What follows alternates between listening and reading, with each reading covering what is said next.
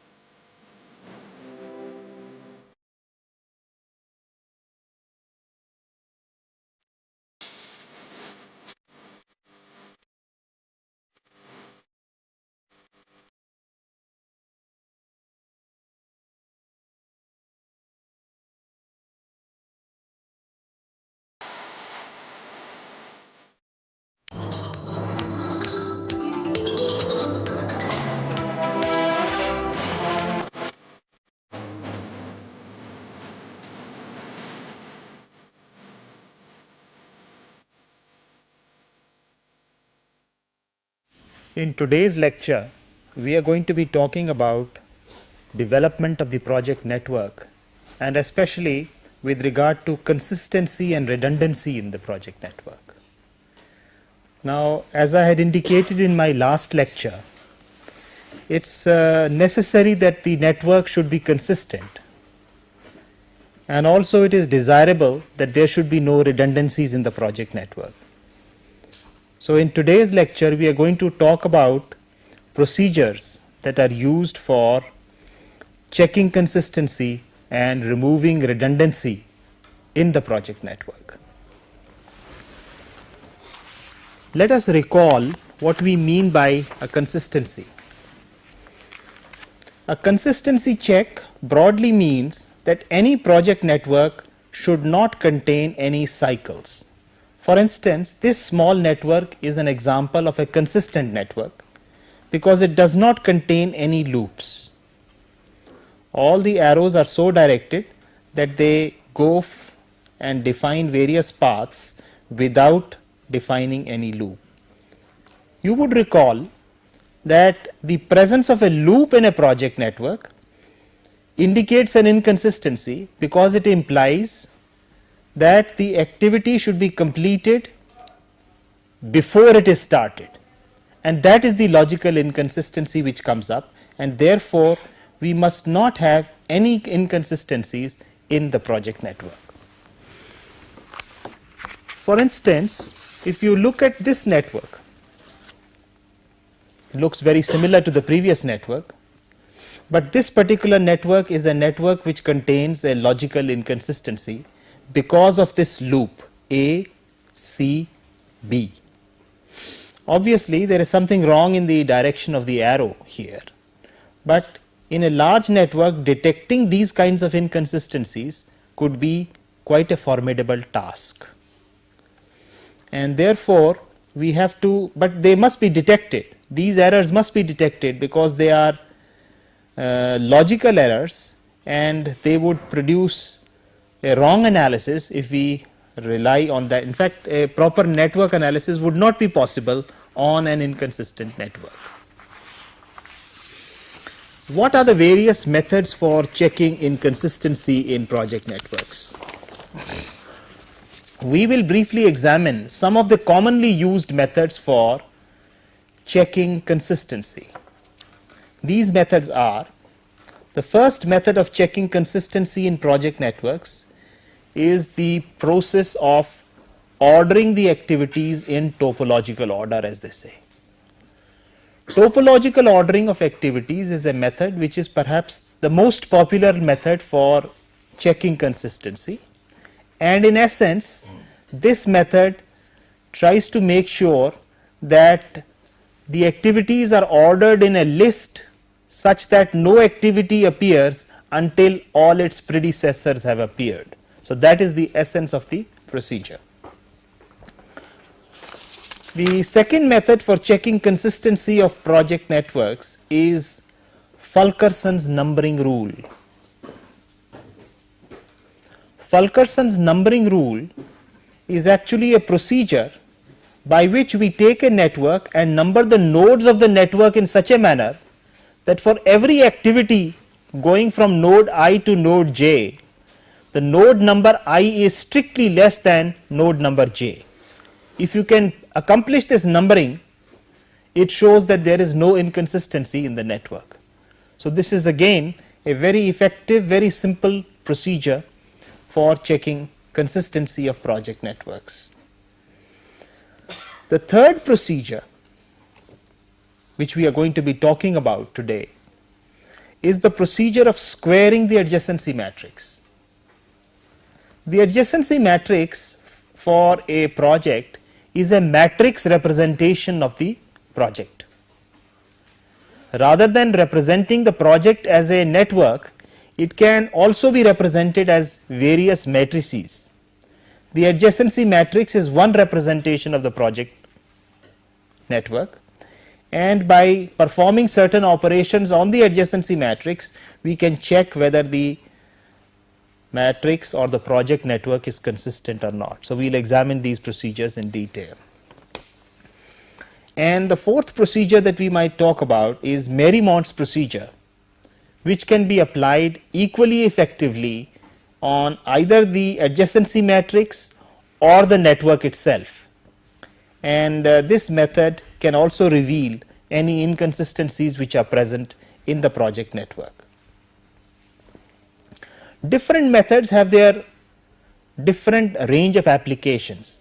For instance, topological ordering is done when you are dealing with activity lists and you are trying to topologically order the jobs. Fulkerson's numbering rule is most suitable when you have drawn the network in an AOA mode or in an AON mode and you are trying to number the jobs or number the nodes in such a manner that this is satisfied. So, at that stage it is useful. If you are not dealing with either the list or the project network, but you are dealing with the adjacency matrix of the graph, then this third method is very useful, and the fourth method can be used on both the adjacency matrix as well as the network, as we have seen. Now, the procedure of topological ordering of activities can be summarized as follows. The first step in the procedure is select a job which has no predecessors and place it on the top of the list. Obviously, such a job is a source which has no predecessors. It is a source in the network, or otherwise it is a job which has no predecessor. So, you identify such a job and place it first on top of the list. Step 2 is delete the job just placed from the predecessor list of all remaining jobs. The job which has just been placed is deleted from the predecessor list of all the remaining jobs. In this process, you can hopefully generate some new sources because that job has been deleted from the predecessor list of the jobs. So, in step 3, what you try to do is you identify any new sources, that is jobs without predecessors, so generated for placement on the list, and then go back to step 2. So, you keep on applying these steps in an iterative fashion till one of the two things happens.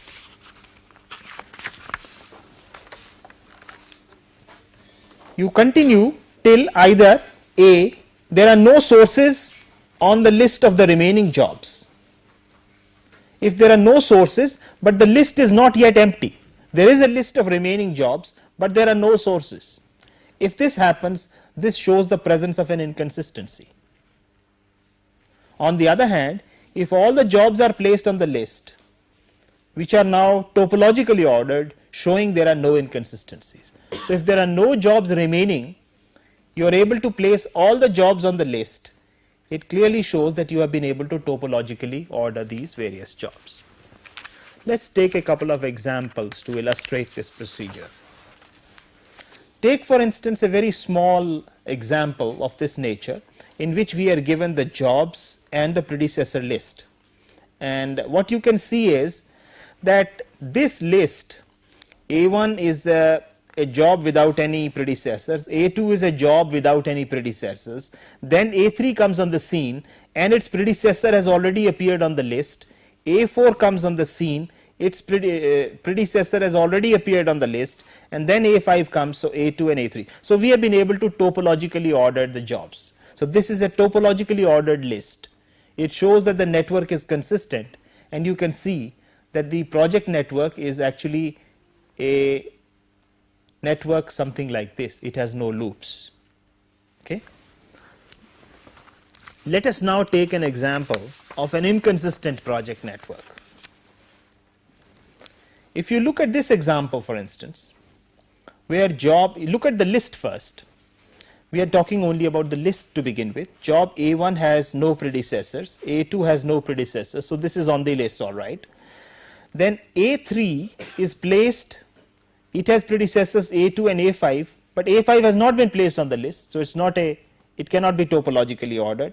Similarly, A4 has A1 and A3, both A1 and A3 have been placed. This is of course in the correct order. So you can find that there is no way that you can topologically order this list. You cannot place this list in topological order.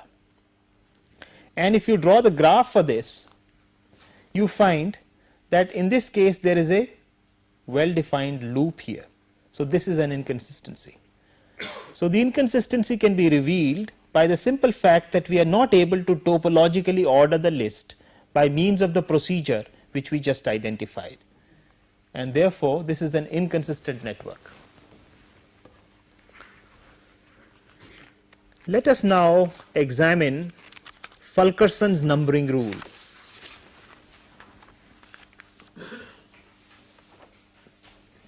Fulkerson's numbering rule is, as I indicated to you, essentially a procedure by which we are going to number the nodes of the network. It's a very convenient procedure, and the essence of the procedure is that each arc ij of the project network is numbered such that I is strictly less than j.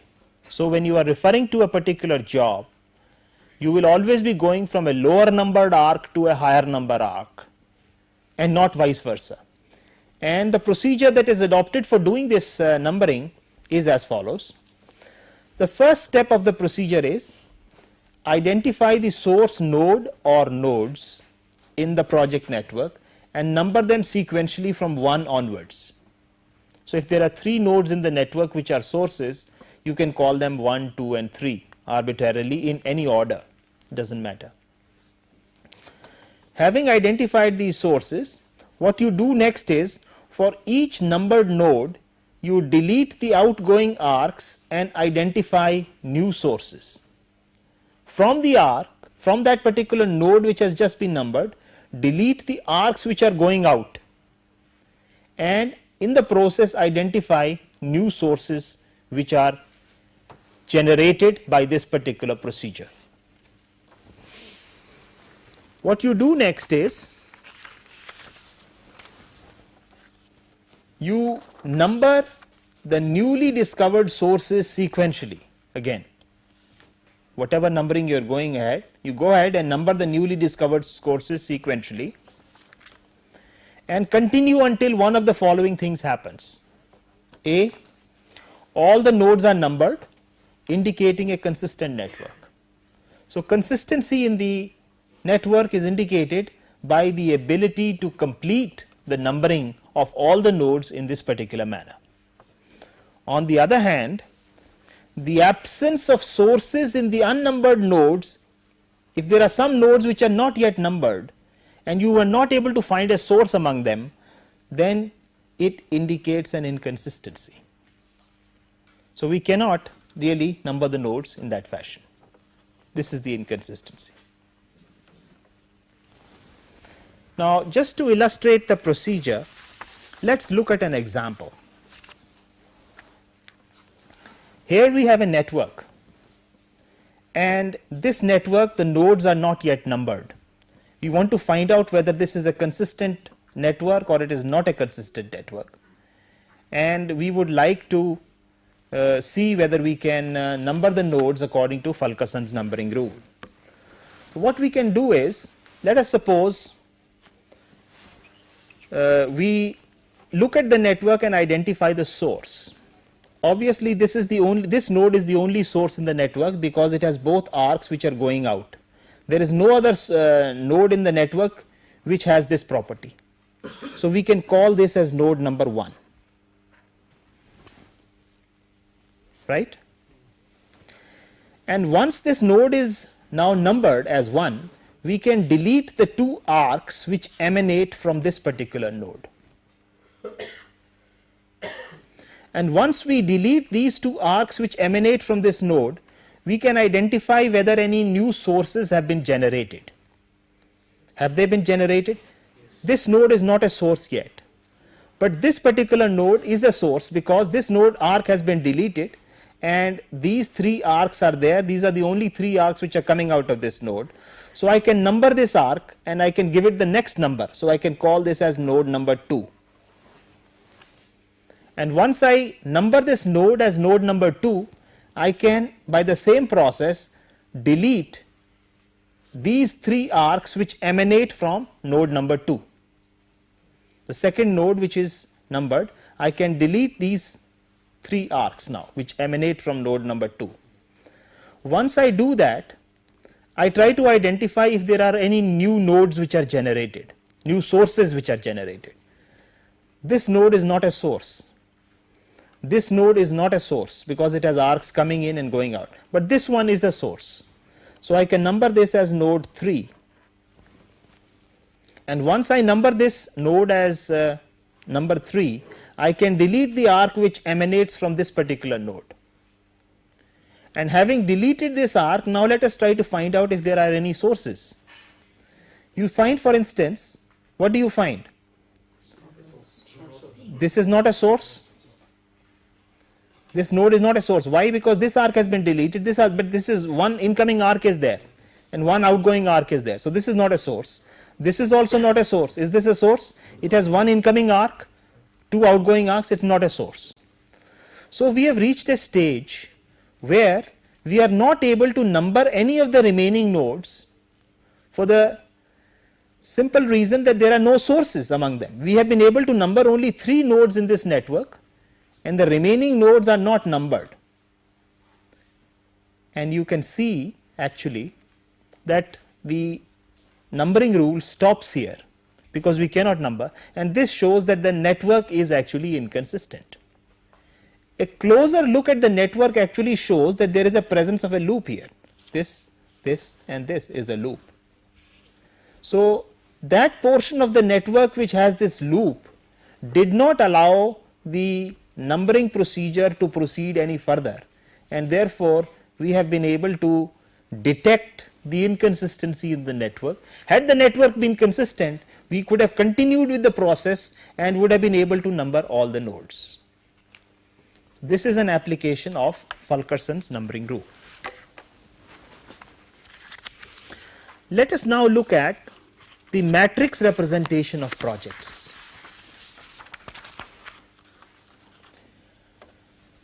You see, in many computer applications and in other applications, it's not the project network which can be stored as such in the computer, but it is stored conveniently as a matrix. So quite often we have to work on matrices of the project. So we look at some of the common matrix representations of projects. Probably one of the most convenient matrices to represent a project is known as an adjacency matrix. For instance, for this particular network, what we notice is that if you see, then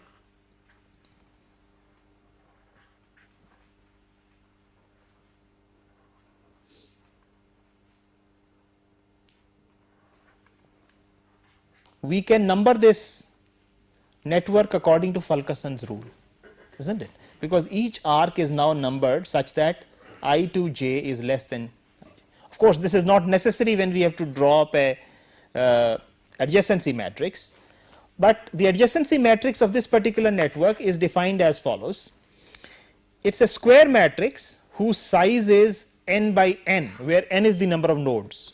In this graph there are 4 nodes, so 4 by 4 matrix. So it's very much like a from to chart. For instance, from 1 there are 2 arcs to 2 and 3. So from 1 there are 2 arcs to 2 and 3. Other elements are 0. From 2 there are 2 arcs to 3 and 4. So these are shown here. From 3 there is only 1 arc to 4. And from 4 there are no arcs. So it's a matrix of zeros and ones in which you find that the ones indicate arcs. In fact, the number of ones is equal to the number of arcs in the network. There are in this case 5 ones. So these correspond to the 5 arcs which exist in this network. If you take the row sum or the column sum, the row sum for instance shows you that from node 1 there are 2 outgoing arcs. From node 1 there are 2 outgoing arcs. If you take the column sum for instance, it shows that onto node 3 there are 2 incoming arcs. So onto node 3 there are 2 incoming arcs.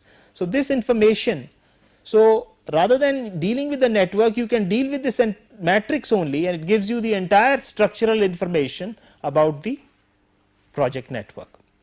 So this is the adjacency matrix. The adjacency matrix has certain very interesting properties. Some of the properties of the adjacency matrix are summarized here. It's a square matrix obviously of size n by n, consisting of zeros and ones that we have seen. There is no entry on the diagonal of the matrix. Why is that so? Because there is no self loop. That is, there is no arc which goes from the node to itself. That is why there is no entry on the diagonal. The matrix is upper triangular if nodes are numbered according to Fulkerson's rule. This is what happened in the example that we considered. Each entry of 1 indicates an arc in the network. The row sum indicates the number of arcs emanating from the node, and similarly the column sum indicates the number of arcs converging into the node, as we just saw. Another interesting thing about the adjacency matrix is that it's very easy to identify the source and sinks. How?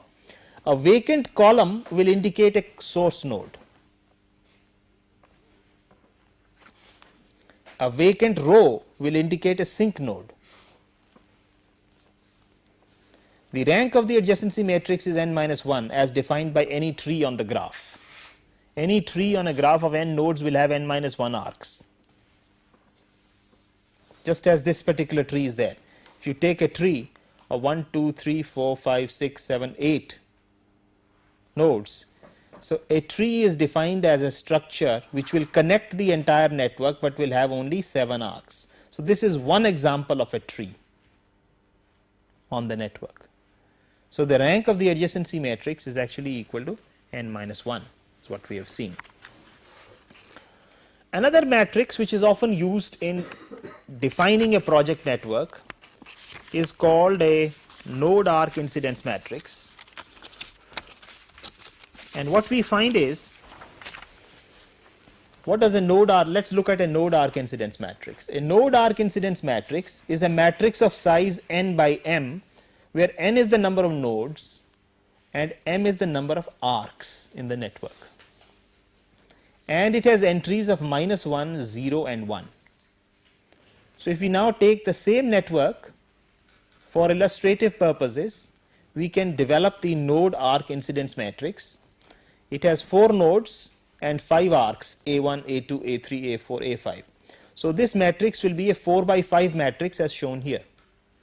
How it is constructed is that arc A1 starts from 1 and ends at 2. So we put a minus 1 from where it starts and a plus 1 to where it finishes. Similarly, arc 2 starts from 1 and ends at 3. Arc 2 starts from 1 and ends at 3. So minus 1 and plus 1 here. Similarly, arc A3 starts from 2 and ends at 3. So in this manner, what you notice is that the node arc incidence matrix will have exactly a minus 1 and a plus 1 in each column and nothing else. So the sum of every column will be 0. And a row which has all minus 1s shows a source. A row which has all plus 1s shows a sink. So node 1 is a source, because it has all minus 1s, all arcs are emanating from it, and node 4 is a sink because all arcs are culminating into it. So these are some of the properties of the node arc incidence matrix. In some applications, the node arc incidence matrix for projects is useful, especially when one is talking about project crashing, LP procedures and so on. A third matrix associated with project networks is called the circuit matrix, and it is a matrix of circuits versus the arcs in the network. What are circuits? Let us look at the same example, 1, 2, 3, 4, this project. Find out all the loops. So this is one loop, this one A1, A3 and like this. This is another loop L2, and the whole thing is a third loop L3, right. So if we put down L1, L2, L3 as the 3 loops here, and we identify the 5 arcs A1, A2, A3, A4 and A5, we can have a matrix of this kind. Say for instance, when you look at loop L1, you see the direction of the loop. In the loop, A1 and A3 are traversed in the same direction as the loop, but A2 is traversed in the opposite direction. So A1 and A3 are traversed in the same direction, but A2 has a minus 1. So 1 minus 1 1, you have this. So basically this defines the loop 1. Similarly, this defines loop 2, this defines loop 3. So this is a matrix of again zeros, ones and minus 1s, which defines the structure of the circuits which are there in the matrix. So this is another alternative way of representing the project network. However, for purposes of checking consistency, it is the adjacency matrix which is of great concern. So we will be talking about procedures for looking at the adjacency matrix in some detail. The method for checking consistency of adjacency matrices is a matrix squaring procedure. The matrix squaring procedure works something like this. What it says is, multiply the adjacency matrix with itself at most n minus 1 times. So you multiply it once, you get m square, you multiply it m to the power n minus 1 times, you get mn maximum. And what should happen is that if the matrix is consistent, it must be nilpotent of index n or less, since in the absence of loops, the maximum spacing between any two nodes is n minus 1. A matrix M is said to be nilpotent of index k if mk is equal to 0, but mk minus 1 is not equal to 0. So that is the definition of nilpotency of a matrix. So we will apply this procedure and check whether a particular matrix is consistent or it is not consistent. Obviously, if the matrix is not consistent, what really happens is that in the process of squaring the matrix, a 1 will appear on the diagonal of the matrix, right. That is what will happen immediately. For instance, let us take an example of an inconsistent matrix for that matter. Take an example of this matrix 1, 2, 3, 4. Obviously, it has a loop which is shown here, right. It has a loop. How this procedure works is that we develop the adjacency matrix of this particular graph. So the adjacency matrix for this graph is shown here as M. It is a 4 by 4 matrix. It is like this. If we take the product of M with itself, we will generate M square, and M square is shown here in this particular matrix. Now M square, all the elements on the diagonal are still 0, but if we multiply it with M again, we generate this particular matrix here which is M cube, and what you find in M cube is that 1s have appeared on the diagonal. Here is an interesting thing which has happened. You have a 1 here, a 1 here and a 1 here and a 0 here. You see, the appearance of a 1 in this particular situation for m is equal to m cube here shows that this is an inconsistent matrix, and in fact this identifies that the second, third and the fourth node which are there on the network. So second, third and fourth nodes are involved in the circle in this particular path. So we have been able to identify the second, third and the fourth nodes. These are the nodes which are involved in the cycle. So this squaring procedure automatically identifies the cycle as well and tells you that there is a problem here in the network. You see, the interpretation of m cube is really, it shows that from node 2 to itself there is a third order path. From node 2 itself there is a first order, second order, third order. So there is a path with 3 links. So this is the interpretation of a 1 which appears in this particular matrix here. So by squaring the matrix in this particular procedure, if you get 1s, it shows that there is an inconsistency. However, what would happen if you have a consistent network? Let's take you will have ultimately, let's work a small example and let's see what happens.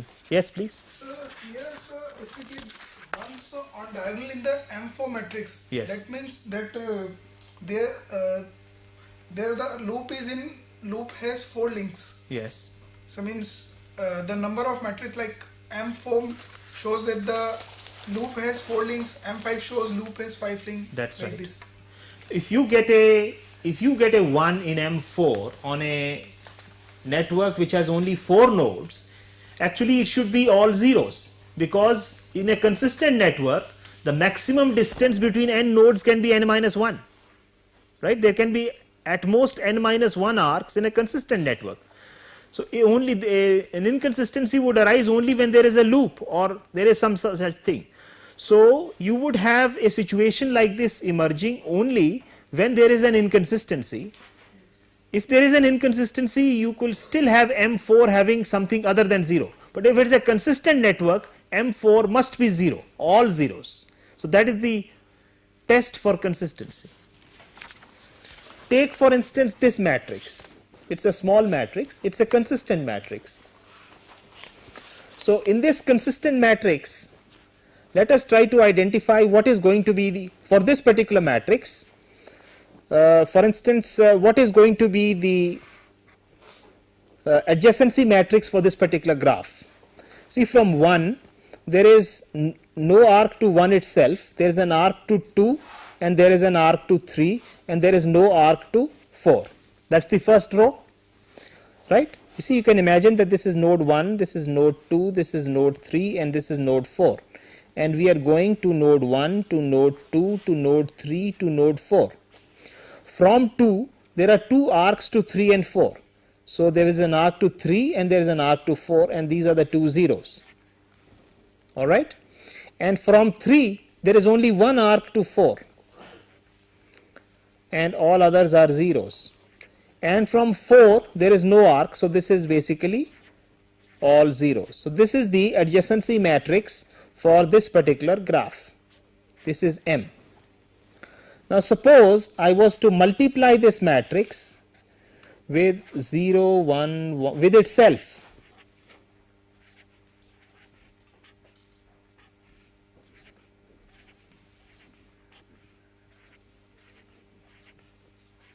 What would you be getting here? That is, m into m would give us actually m square. What is that value of m square? Let us find out what that value of m square is.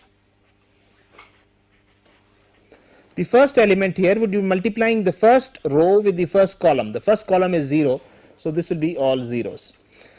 The first row with the second column will actually generate all zeros. The first row with the third column will actually generate 1. The first row with the fourth column, what is it going to generate? 2. It is going to generate 1 plus 1, which is 2. Now let's look at the second row with the first column. It's going to be 0. The second row with the second column, it's going to be 0. The second row with the third column is 0. The second row with the fourth column will be 1. Let's look at the third row. Third row with the first column will generate zeros. The third row with the second column will generate zeros. The third row with the third column will be all zeros. And the third row with the fourth column will be all zeros. And let's talk about the fourth row with the, because it is zeros, everything will become zeros here. So my m square value is actually this. Let's talk about the interpretation of these numbers, because that's important for us. M square shows actually second order links. It shows that from node 1 to node 3 there is one second order link. From node 1 to node 3, which is the second order link? Obviously the second order link is this and this. 1, 2, 2, 3 is a second order link from node 1 to 3, and that is actually being shown in this matrix M square, right? It shows that there are two second order links between node 1 to 4. From node 1 to node 4, node 1 to node 4 there are two second order links. Which ones are these? Two second order links means this particular 1, 2, 4 is one such path, this one, and 1, 3, 4 is another path. 1, 2, 4 and 1, 3, 4. These are two paths, and therefore there are two second order, they are both involving two arcs. So the interpretation of M square is the number of second order links that exist between node I and j in this particular network. So this is in fact M square. Now what we can do is, let us utilize this information to generate the value. Let's generate m cube for this, and for instance we found out that m square for this example is 0, 0, 1, 2, 0, 0, 0, 1, 0, 0, 0, 0 and 0, 0, 0, 0. This was actually nothing but m square. Let's multiply this with m. The value of m is 0, 1, 1, 0, 0, 0, 1, 1, 0, 0, 0, 1 and 0, 0, 0, 0. This was the value of m.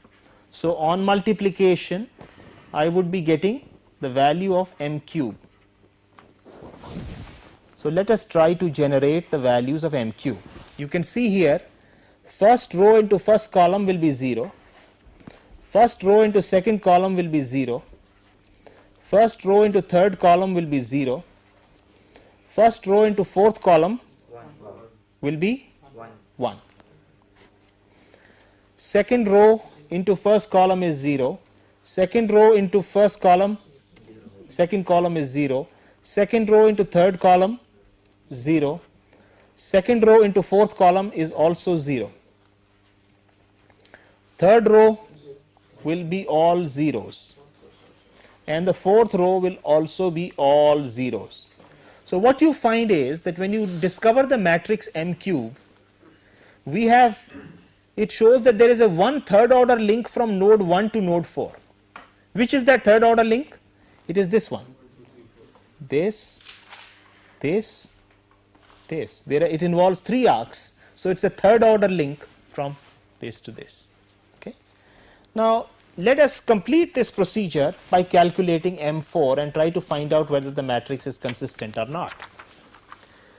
What we can do is, we can generate the value for M4 simply by multiplying the matrix M cube with M itself. So M cube we had just determined just now. This M cube is this particular matrix,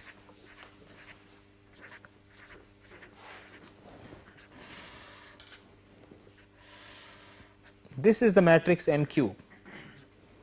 If I multiply this with the matrix M you will recall is nothing but 0, 1, 1, 0, 0, 0, 1, 1, 0, 0, 0 1 and 0 0 0 0. So this is nothing but the matrix M, and by this product I would get m to the power 4, and in this case what do I get? You find that this matrix is actually nilpotent of index 4.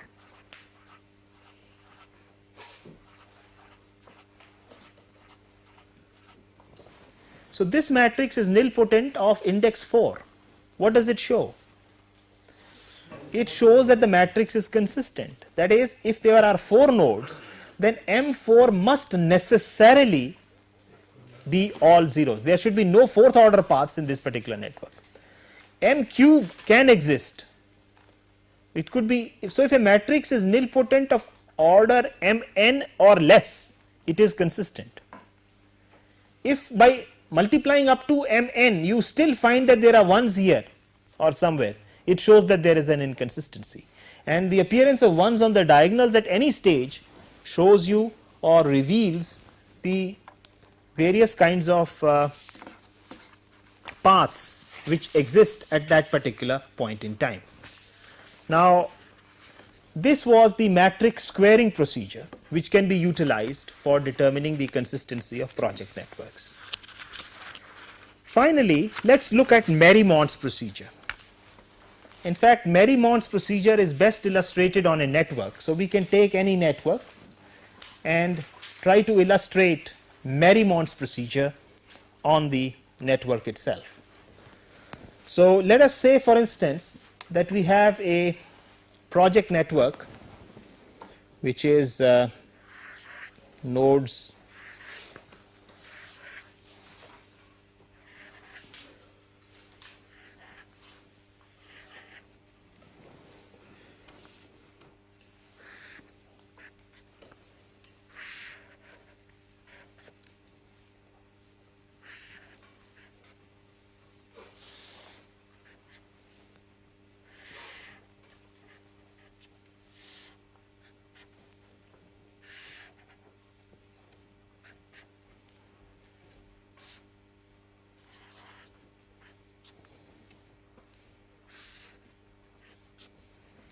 Let us take a network of this kind and try to find out whether it is consistent or not consistent by applying Mariemont's procedure. The procedure of Mariemont, it is not necessary that the nodes be numbered, we can number them. Let us suppose we number these nodes arbitrarily 1, 2, 3, 4, 5, 6 and 7. Let us suppose that there are 7 nodes, and let us say there are a number of arcs. In this case the number of arcs is A1, A2, A3, A4, A5, A6, A7, A8 and A9. Say there are 9 arcs and 7 nodes in this network, and you want to apply Mariemont's procedure. The procedure actually proceeds by looking at the network. You identify the sources and the sinks. So it is a very simple procedure. So you find, for instance, that node 1 is actually a source, isn't it? And node 7 is a sink. These are the only 2 nodes. This is a source and this is a sink. So what you do is, the nodes which are sources, you delete the arcs which are emanating from the sources, and you sort of delete this particular network as well, this node as well. You can imagine that this is disconnected from the network, and you similarly try to disconnect node 7 from this particular. So 7 and the arc which is connecting it, so we try to delete this, so we delete this. In this process what happens? These 2 become sources again. Node 2 and node 3 have become sources again, right? So what does that show? It shows that we can continue this procedure. We can then delete these arcs which go from these sources, these arcs which go from these sources, along with nodes 2 and 3, and similarly here when we delete this sink, this does not become a sink or it does not become a source. So at this stage, are we left with any other sources and sinks? For instance, this arc is deleted, this arc is deleted, but this node still has an arc. This particular node still has an arc coming in, and this node has a. So we have been able to delete arcs nodes 1, 2, 3 and these arcs and this node, and what is left is that we are not able to delete this particular portion of the network at all, right. We are not able to delete either node 4 or 5 or 6, whereas we have been able to delete the other nodes 1, 2, 3 and 7. So this is what we call a residual subnetwork.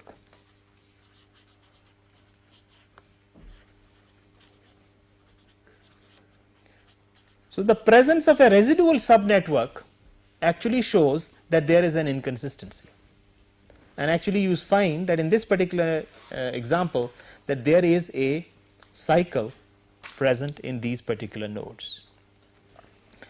That means in the Mariemonts procedure, if you had been able to continue this procedure right through, you would not be left with any residual network, you have been able to delete everything, right. That is what it would have been possible to do. This very procedure could be applied on the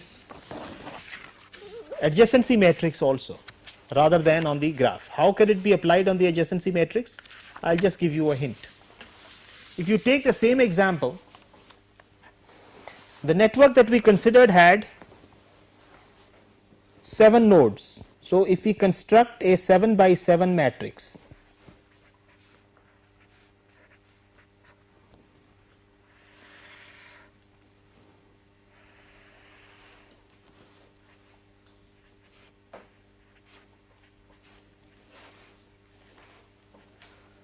you find that in the original network we had from 1 there was an arc to 2 and there was an arc to 3, that was all, right. Similarly from node 2 there were 2 arcs to 4 and 5 and there were no other arcs. From node 3 there was only 1 arc to 4 and there is no other arc here. From node 4 there was 1 arc to 5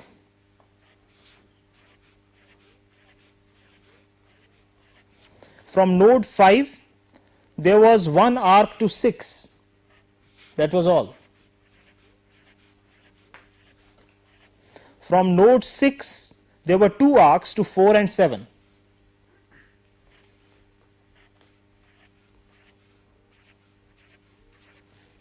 And from node 7 there was no arc.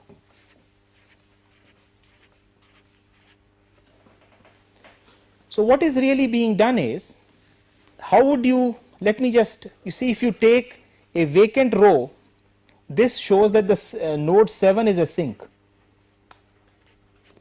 A vacant column, that is node 1, is a source. So you look at the adjacency matrix and identify the sources and the sinks, and then you are supposed to delete the arcs which are emanating from the sources and the sinks. How do you do that? For instance, node 1 is a source. So what I do is I delete column 1 and the corresponding row 1, and the corresponding row 1 will automatically delete these 2 arcs which was A1 and A2 in the original network.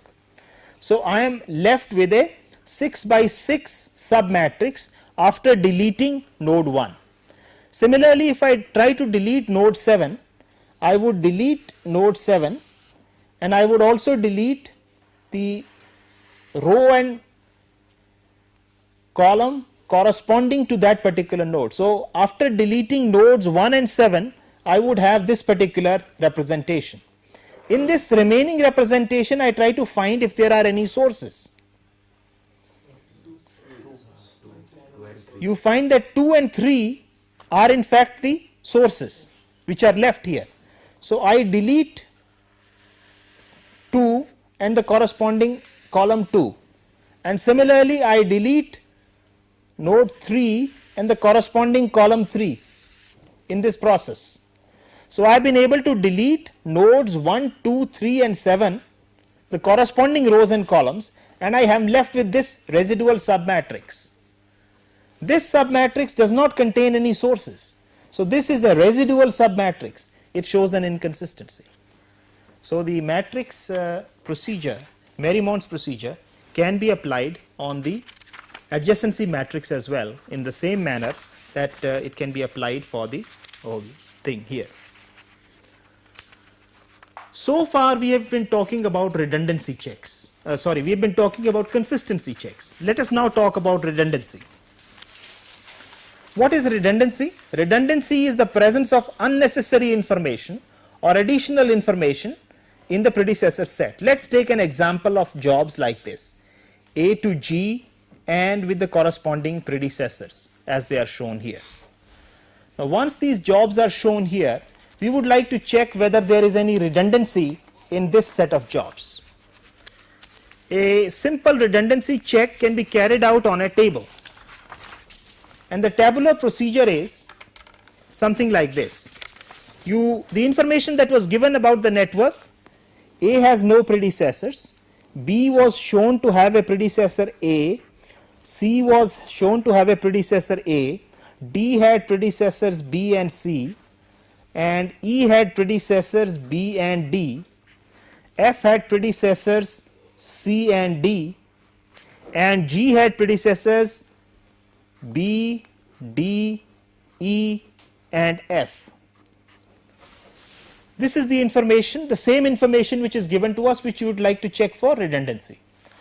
Mind you, this list must be in topological order before you start implementing the procedure. So this list is in topological order in this particular situation. Then what you do is, B has nothing, C has only A and it is taken care of. Look at D. D has B and C, so look up B and C. So what we can do is, we can for instance use a different color here maybe.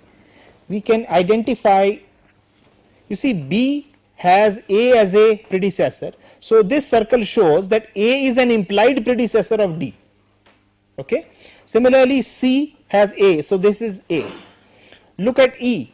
E has B and D, so B has, just transfer this information down, and for D all the three, so you transfer this information down for all the three, and this is already there, right? And then you go down to F. When you go down to F, you find C and D, so look up the rows corresponding to C and D, and you find that these three become the implied predecessors of F. Then you look up these B, D, E and F. So for B there is only one, for D there are these three, all these three, for E there are these four, and for F there are these four which is already taken down. This is a procedure where corresponding to each of these crosses you check up that particular job and transfer its predecessors down below, that's all. So for G, if I look up for E is these four, so I transfer them 4 downwards. So it's like trying to say that these are now the distant predecessors of this particular job or the implied predecessors. In this process you find that we have crossed, these 4 crosses have been circled. So this shows that there are 4 redundancies in this particular. We have been able to identify the redundancies. These are the 4 redundancies which are crosses which are circled. On a network, if you see the same information, the 4 redundancies which are crossed out are shown here. The ones which are crossed out, that means these are the unnecessary arcs which you don't have to specify. This has been discovered on through the redundancy thing. Obviously, because if F, we have shown C as a predecessor, it need not be shown, because D is a predecessor of F and C is an implied predecessor, so we don't have to say that C is a predecessor of F. So this is a redundancy. So in some cases redundancies might be easy to spot, otherwise you will have to look for a systematic procedure by which it can be done in this particular manner. So this is a procedure that you can adopt for removing redundancies. So let us see what we have tried to do in this particular lecture. By and large, we have looked at the problem of consistency in a network, and we have seen that consistency in a network implies the absence of loops, and this can be tested by a variety of methods. The 4 methods that we have adopted or which we have studied in today's lecture are topological ordering of jobs, Fulkerson's numbering rule, squaring of the adjacency matrix, and the Marimont's procedure for reducing this. Then we have looked at procedures for redundancy, and we have seen that redundancy in project networks is the presence of unnecessary additional precedence information that tends to clutter the network. These can be removed by either inspection for small networks or by the tabular method to generate the predecessor successor matrix, which is what we had done for this example.